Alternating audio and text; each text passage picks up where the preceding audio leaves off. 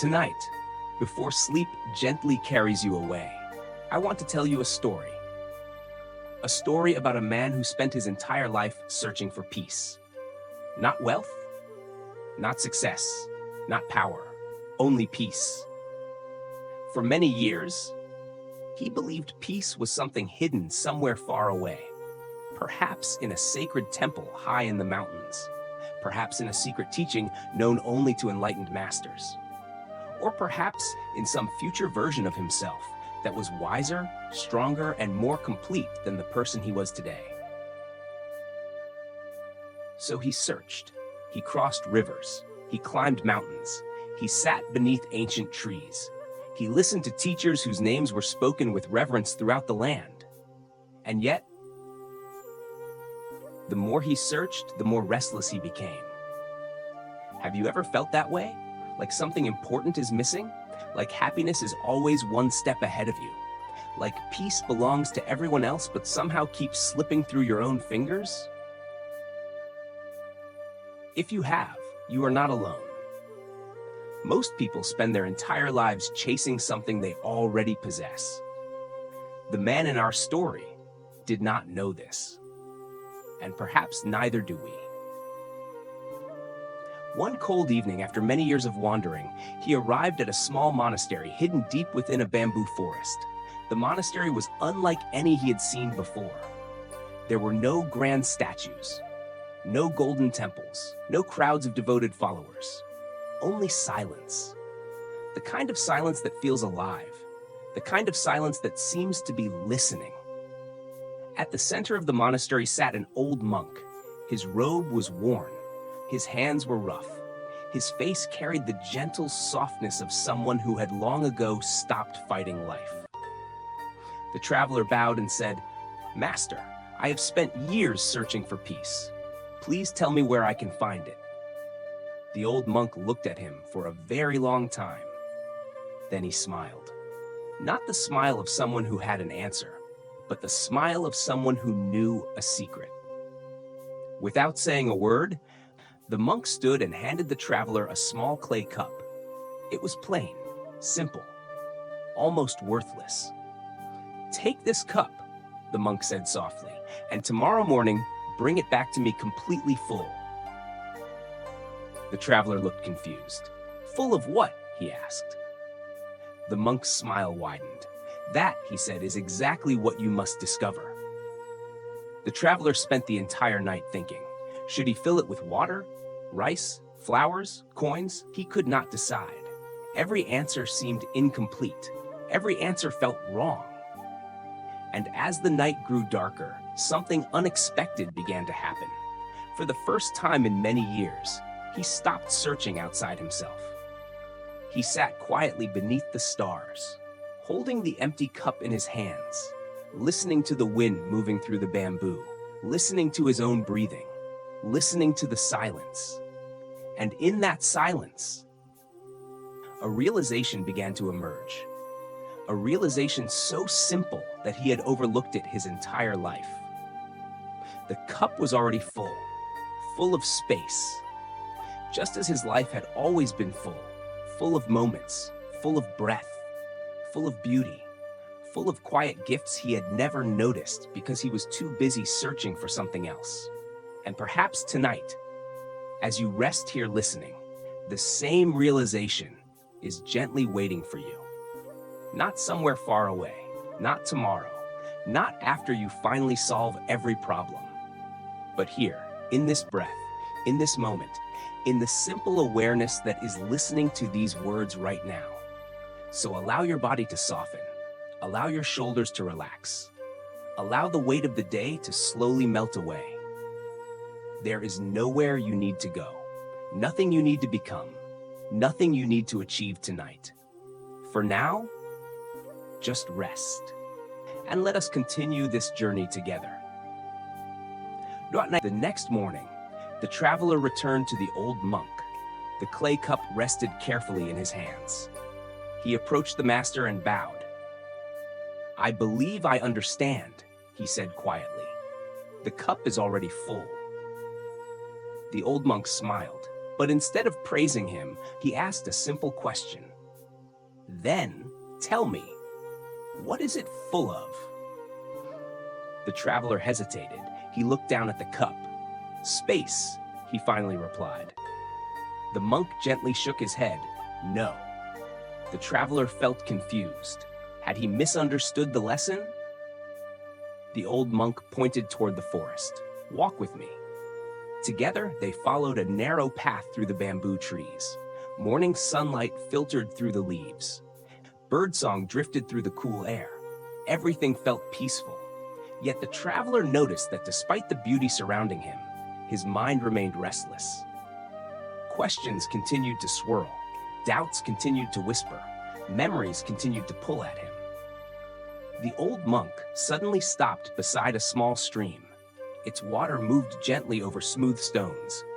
Clear, quiet, effortless. The monk picked up a dry leaf and placed it on the surface. The leaf immediately began drifting downstream. "What do you see?" the monk asked. "A leaf floating on water," the monk nodded. "And what would happen if the leaf tried to control the river?" The traveler smiled. "That would be impossible." "Why?" "Because the river is stronger than the leaf." The old monk looked deeply into his eyes. And yet that is exactly what most people spend their lives doing.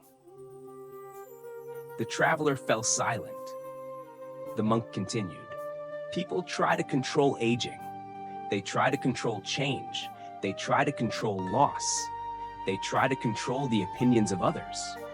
They try to control tomorrow. And when the river refuses to obey, they suffer. The sound of flowing water filled the silence between them. The traveler watched the leaf disappear around a bend in the stream. For the first time, he noticed how effortlessly it moved. It did not resist. It did not complain. It did not demand a different current. It simply flowed. The monk sat beside the stream. Peace does not come from controlling life. It comes from learning how to flow with it. The traveler felt something soften inside him. A tension he had carried for years, a struggle he had never questioned. For most of his life, he had believed peace was something to achieve, something to earn, something waiting at the end of a perfect future. But what if peace was not found at the end of the river? What if peace was found by stopping the fight against the current?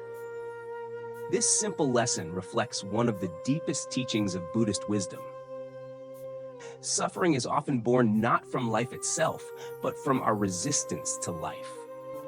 Pain is natural, loss is natural, change is natural, uncertainty is natural. But the mind says, this should not be happening. I don't want this. This must be different. And in that resistance, suffering grows. Think about your own life for a moment. How much energy have you spent fighting things you could not control? A mistake from the past, a future that has not arrived, the actions of another person, the passing of time. Like the traveler, perhaps you have been swimming against the river without realizing it. There is another way. Not giving up, not becoming passive, not abandoning your dreams, but learning the wisdom of gentle acceptance. Acceptance simply means seeing reality as it is, before deciding what to do about it. The stream does not argue with the rocks. The wind does not argue with the trees. The moon does not argue with the night. They simply participate in the great unfolding of life. And perhaps tonight, you can allow yourself to do the same. Feel your breath. No need to change it. Simply notice it. Feel your body resting. No need to fix anything. Simply allow it to be here. Thoughts may come. Let them come. Thoughts may go. Let them go. Like leaves floating down a river. As you continue resting here, another question begins to emerge. If peace comes from flowing with life, then who is it that keeps resisting? Who is this I that struggles so hard to control everything? That question will lead us into the next part of our journey. The traveler sat beside the stream for a long time, watching leaves drift through the current, watching sunlight dance across the water, watching his own thoughts rise and fall like waves. Yet one question remained, a question the old monk had planted in his mind. Who is it that's resisting? Who is this I that suffers? Several days later, the monk led him to an old workshop hidden behind the monastery. Inside sat an elderly craftsman. His hands were weathered by decades of work. Wood shavings covered the floor. Half-finished sculptures lined the walls. The craftsman was building a beautiful lantern. It was unlike anything the traveler had ever seen. Delicate wooden frames, thin sheets of paper, intricate carvings, every detail crafted with extraordinary care. The old monk pointed toward the lantern. "What do you see?" "A lantern," the traveler replied. The craftsman smiled gently. "Are you certain?" Without another word, he carefully removed one wooden piece, then another, then another. Soon the frame began to disappear. The paper panels were laid aside. The handle was detached, the decorative carvings removed. Piece by piece, the lantern vanished, until only a collection of separate parts remained scattered across the floor. The craftsman looked at the traveler. "Now tell me, where is the lantern?" The traveler stared silently. The wood was there. The paper was there. Every piece remained. And yet, the lantern had disappeared. Slowly, understanding began to dawn. The lantern was never a single thing. It was a collection of parts. A temporary arrangement. The craftsman nodded. "And so are you." The room became completely silent. The traveler felt something shift inside him, something profound, something unsettling. For years he had spoken of himself as if he were a fixed object, a permanent identity, a solid person moving through life. But what exactly was that person? Was he his body? His body had changed since childhood. Every year it changed again. Was he his thoughts? Thoughts appeared and disappeared endlessly, thousands each day. Which one was truly him? Was he his emotions? Joy came, sadness came, fear came, peace came. None of them stayed. Was he his memories? Even memories changed over time. Some faded, others became distorted. What exactly remained? The old monk sat beside him. The mind creates a story called me, and then spends a lifetime defending it. The traveler listened carefully. "When someone criticizes us," the monk continued, "we feel wounded because the story is threatened. When life changes, we suffer because the story is threatened. When we fail, we suffer because the story is threatened. But what if the story is not who we truly are?" The traveler felt as though a heavy burden was slowly being lifted from his shoulders. For years he had carried countless labels: successful, failure, strong, weak, worthy, unworthy. Each label had become part of the prison he called himself, and now, for the first time, he could see the prison walls. This teaching is one of the deepest insights within Buddhist wisdom. It is often called not self, not because you do not exist, but because the self you imagine yourself to be is not fixed, not permanent, not separate. Like the lantern, you are an ever-changing process. Notice your own experience. The anxious version of yourself from 5 years ago, where is that person now? The joyful version from childhood, where did they go? the frightened version from a difficult season of life. Where are they? Each appeared, each disappeared. Yet something continued, something deeper than all those temporary identities. Perhaps much of our suffering comes from trying to protect an image that was never solid to begin with. A reputation, a role, an expectation, a story. Like trying to hold water in a closed fist. The tighter we grasp, the more it slips away. Tonight, as you rest here listening, consider the possibility that you do not need to carry every label you have been given. You do not need to carry every mistake, every regret, every judgment, every story. They are clouds, not the sky. Feel your breath entering gently. Feel it leaving gently. Thoughts may appear. Let them appear. Thoughts may disappear. Let them disappear. You do not need to chase them. You do not need to become them. Simply watch, like sitting beside a river, watching leaves float by, watching life unfold, extra long. And as the old story of me becomes a little lighter, another realization quietly begins to emerge. If there is no separate self standing alone, then perhaps we are connected to far more than we imagine. Perhaps every breath, every life, every moment belongs to something much larger. And that discovery will guide us into the next part of our journey.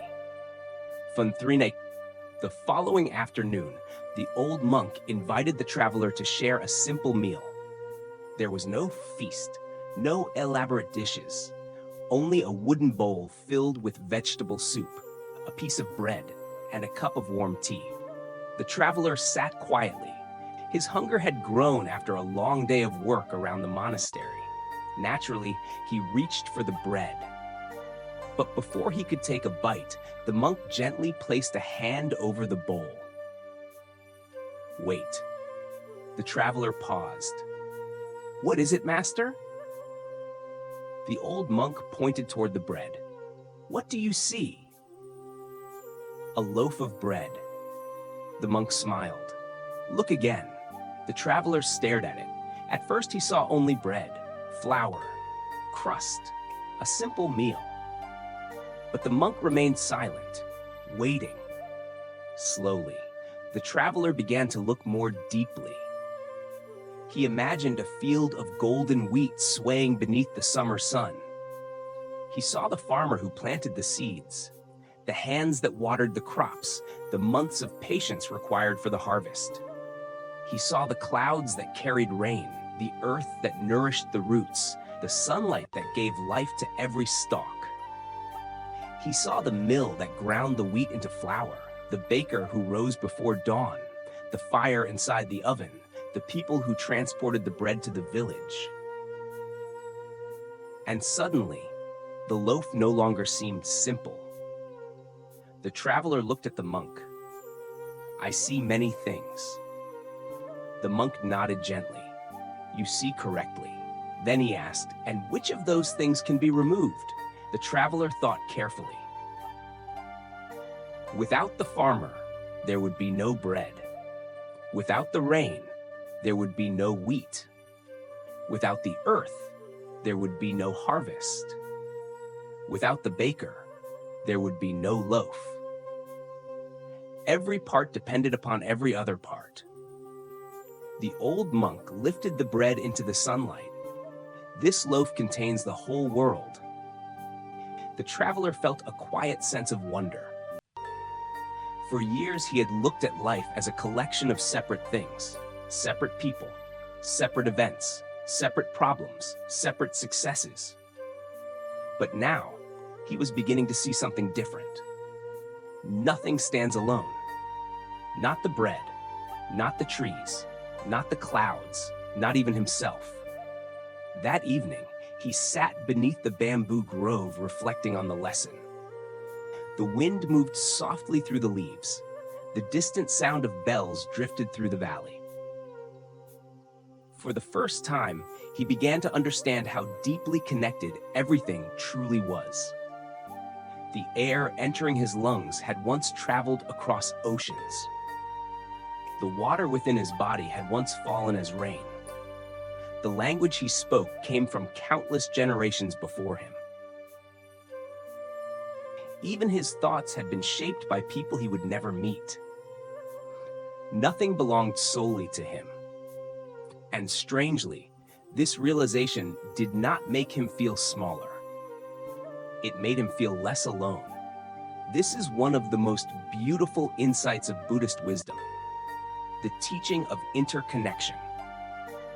We often imagine ourselves as isolated islands, separate from others, separate from nature, separate from life itself.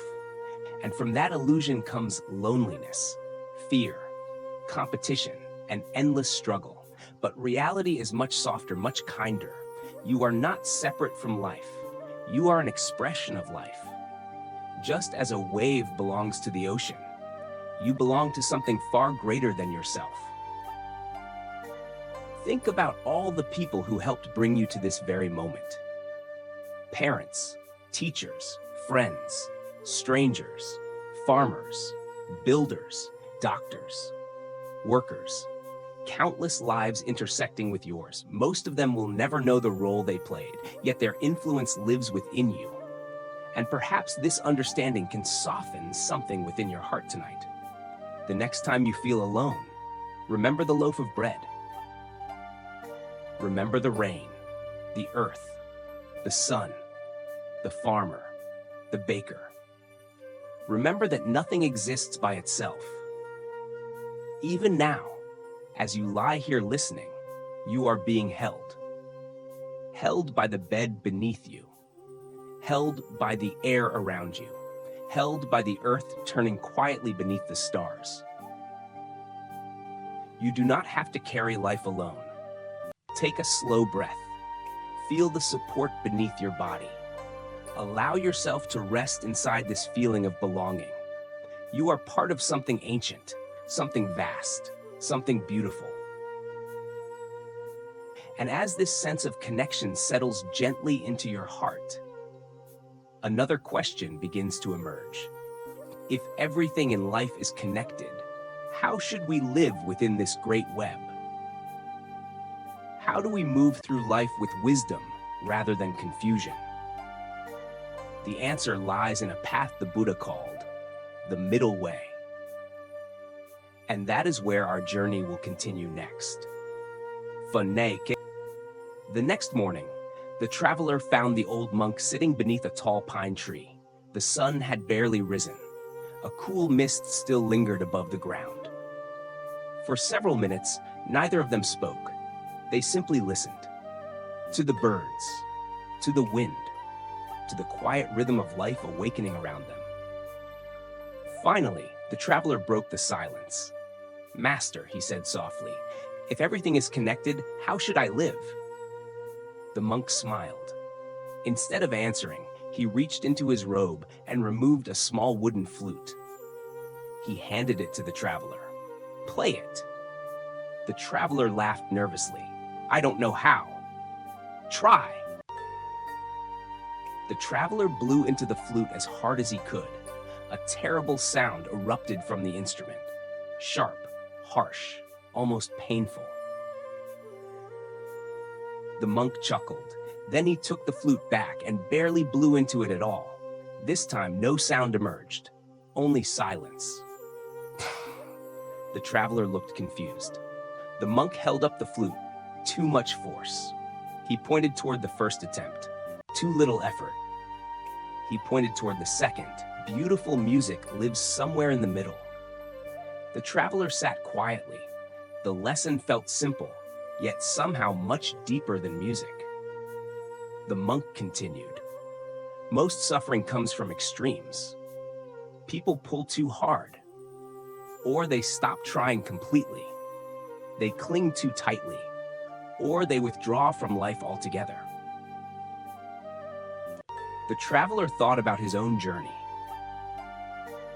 For years, he had chased peace with relentless effort. Reading, searching, traveling, trying to force enlightenment to happen. And before that, he had spent years avoiding difficult truths, distracting himself, running from discomfort, pretending everything was fine. Both extremes had left him exhausted.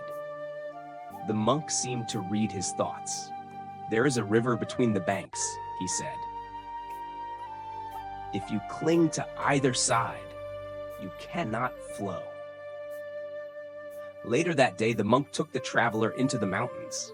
After several hours, they reached a narrow bridge suspended over a deep valley. The traveler froze. The bridge swayed gently in the wind. Below lay a long drop into darkness. Fear gripped his chest. The monk stepped onto the bridge, calmly, steadily, effortlessly. "Watch carefully," he called. The traveler noticed something unusual. The monk was not fighting the movement of the bridge, nor was he surrendering to it. When the bridge shifted left, he adjusted slightly. When it shifted right, he adjusted again. Never rigid, never careless, always balanced. When they reached the other side, the monk turned toward him. "This is the middle way. Life is like this bridge. It moves. It changes. It cannot be controlled, but it can be navigated." The traveler slowly crossed, step by step, breath by breath, finding balance with each movement. And somewhere in the middle of that crossing, he understood. The middle way is not weakness. It is wisdom. It is not passivity. It is awareness. It is not giving up. It is learning how to move with life instead of against it. This teaching touches every part of our lives. Sometimes we work so hard that we forget how to rest. Other times we rest so much that we forget how to grow. Sometimes we become trapped in self-criticism. Other times we refuse to acknowledge where change is needed. The middle way invites us beyond both extremes. To live with effort, but not strain. With discipline, but not punishment. With kindness, but not complacency. Like a musician tuning an instrument. Neither too tight, nor too loose. Perhaps tonight, there is an area of your life asking for this balance. Perhaps you have been carrying too much, trying too hard, holding on too tightly. Or perhaps you have been hiding from something important, avoiding a conversation, avoiding a decision, avoiding yourself. There is no need for judgment, only awareness. Notice where you are. Notice what feels tight. Notice what feels loose. And gently, without force, begin returning toward the center. Feel your breathing, not forced, not shallow, simply natural. Feel your body resting, not rigid, not collapsing, simply supported. This is balance. This is harmony. This is enough. The traveler sat with the old monk as the sun slowly disappeared behind the mountains. The valley glowed with golden light. Everything felt still. Everything felt whole. Yet one final lesson remained. For balance alone is not enough. Wisdom must be joined by something else, something softer, something warmer. The old monk looked toward the horizon and smiled. A bird cannot fly with only one wing. The traveler waited. "And what is the second wing?" he asked. The monk's answer came like a whisper carried by the evening wind. Compassion. And that is where the final chapter of our journey begins. Phần này Duẩn Hoàn Hảo sang phần 6, Loving Kindness and Compassion. Tương tự, cách đối thủ chuyển từ The Middle Way sang Metta. Đây sẽ là phần cảm xúc. Night had fallen over the monastery.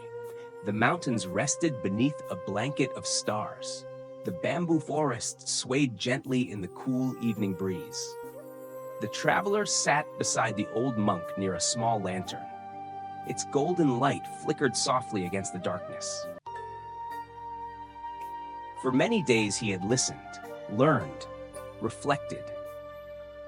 He had learned about the river that could not be controlled, the lantern that had no permanent self, the loaf of bread that contained the whole world, the bridge that revealed the middle way. Yet one question remained. "Master," he asked quietly, "if wisdom is so important, why do enlightened people speak so much about compassion?" The old monk remained silent. Then he pointed toward the darkness beyond the lantern's glow. "Come with me." Together, they walked through the forest. The moon illuminated the narrow path ahead. The world seemed wrapped in stillness. Eventually, they reached a clearing. There, beneath an old tree, sat a wounded deer. One of its legs had been injured. The animal trembled slightly. Its breathing was shallow. Its eyes were filled with fear. The traveler immediately felt sadness. The old monk slowly approached the animal, not forcing, not frightening, simply offering a calm presence. Minute after minute, he sat beside the deer, saying nothing, doing almost nothing. And gradually, the frightened creature began to relax. Its breathing slowed. Its body softened. Its fear eased. The traveler watched in amazement. "You healed it?" he whispered. The monk smiled gently. "No, I simply stopped adding fear to its suffering." The traveler sat silently. Those words echoed through his heart. "I simply stopped adding fear to its suffering." The old monk looked toward the stars. Most beings are already carrying enough pain. They do not need more judgment. They do not need more anger. They do not need more cruelty. What they need is compassion. The traveler thought about his own life, the people who had hurt him, the people he had disappointed, the mistakes he still carried, the regrets he still replayed. And suddenly he realized something. The person he judged most harshly was himself. The old monk seemed to sense this. He turned toward him and asked softly, "If a child came to you crying, would you call them a failure?" The traveler shook his head. "Of course not." "If a dear friend made a mistake, would you tell them they are worthless?" Again, the traveler shook his head. "Never." The monk's eyes were kind. "And yet, you speak to yourself this way every day." The traveler lowered his gaze because he knew it was true. For years, he had been fighting himself, punishing himself, demanding perfection from himself, and every battle left another wound. The monk placed a hand gently over his heart. Compassion begins here, not with strangers, not with the world, with yourself. A tear rolled down the traveler's cheek, not from sadness, but from relief. The relief of realizing he no longer needed to be his own enemy.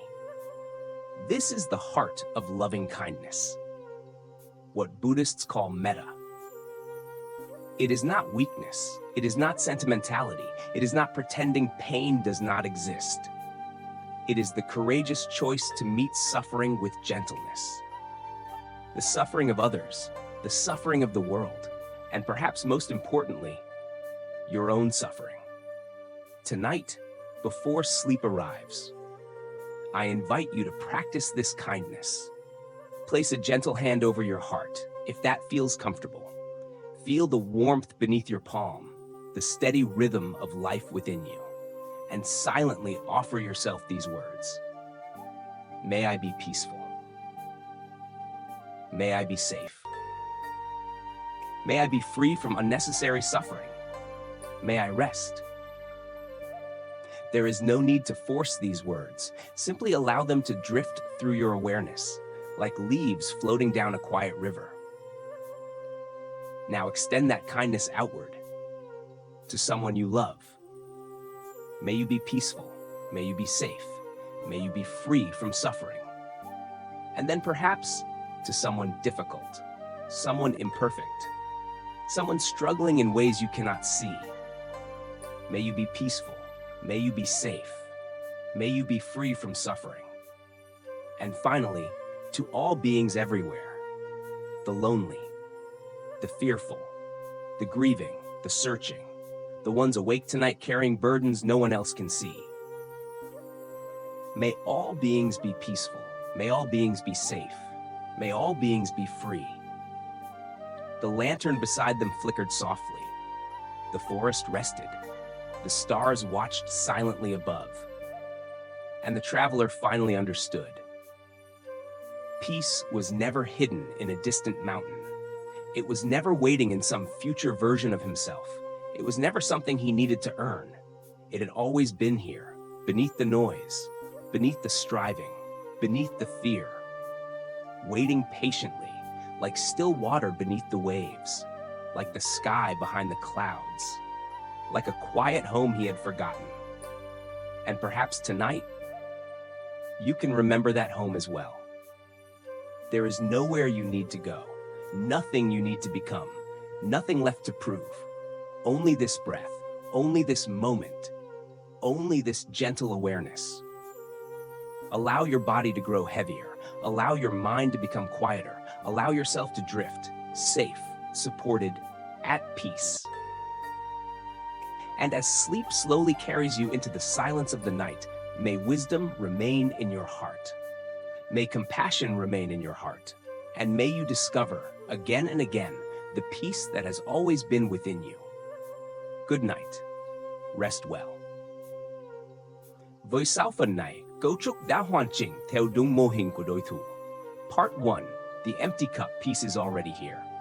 Part 2, the river, letting go of control. Part 3, the lantern, the illusion of self. Part 4, the loaf of bread, interconnection. Part 9, the bridge, the middle way. Part 6, the wounded deer, compassion and loving kindness. Don't